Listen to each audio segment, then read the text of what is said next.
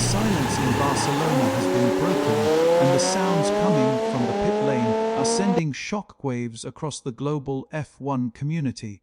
This isn't just a shakedown, it's the birth of a new era.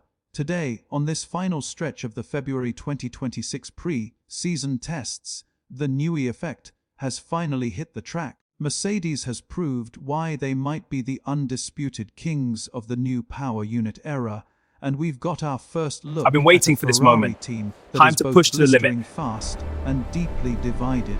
If you thought the last decade was predictable, February 2026 is officially resetting the history books. Let's start with the biggest headline of the week: Green Machine.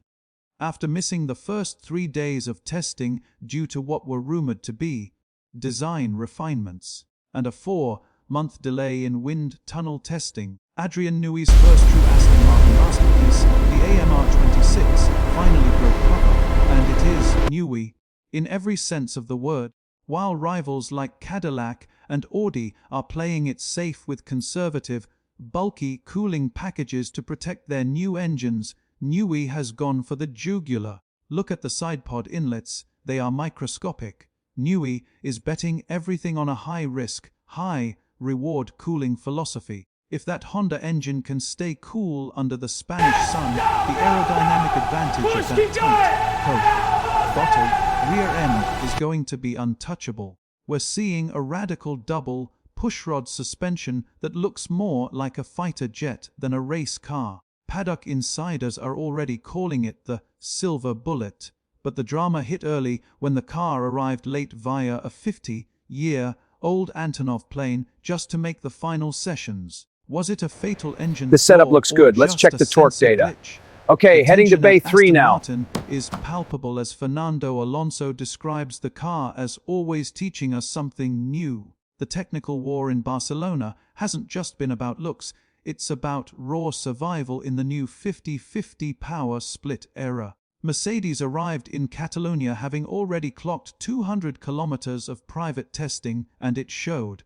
By the end of the test, the Brackley squad had racked up a staggering 502 laps, the highest of any team on the grid. While Ferrari was busy chasing purple sectors, Mercedes was quietly perfecting their energy deployment. George Russell and the young sensation Kimi Antonelli have been consistently at the top of the speed traps, with insiders suggesting Mercedes has found an energy efficiency sweet spot that allows them to maintain 350 km/h speeds without the brutal electrical drop-off that has plagued Audi and other newcomers. This echoes their 2014 dominance, and the paddock is terrified that they've nailed the regulations once again. But let's talk about the surprise of the week: Red Bull Ford. Despite the massive skepticism surrounding a newcomer engine manufacturer, the RB22 has been a reliability beast. While they didn't chase the headline times, Red Bull and Racing Bulls This is a combined disaster. for What went nearly wrong? 400 I don't know. laps The intel was with solid. almost zero Solid! Keep on mechanical crying. We'll drama. fix it. I promise. George Russell himself admitted he was surprised by the Red Bull Ford unit, noting that they have definitely delivered on performance and drivability. Max Verstappen, usually a harsh critic, noted that they have hit the ground running. If Red Bull has solved the 50-50 energy management puzzle this early, Verstappen era might not be over just yet. But the most emotional story of the day is the civil war brewing at Maranello. Lewis Hamilton is officially in the red suit, while the sight of him in Ferrari gear is still surreal. The honeymoon period is over. Ferrari's shock decision to move veteran engineer Riccardo Adami away from the race team has left Lewis without his primary anchor. We saw Lewis working intensely with Brian Bodsey today, but the chemistry isn't there yet. Despite the internal friction, Lewis proved his legendary status on the final day, clocking at 16:348, the fastest time of the entire Barcelona test. He beat George Russell's best by a tenth, proving the F-26 has raw, unmatched pace. However, Hamilton himself admitted that these 2026 cars, with their active aerodynamics and reduced downforce, monsters to tame. He warned that the X mode on straights feels insane, but requires a level of fuel and energy management that will make 2026 the most training season for any driver in history. And we can't ignore the technical bombshell dropped by Alpine. Under David Sanchez, they've pioneered what engineers are calling reverse active aero.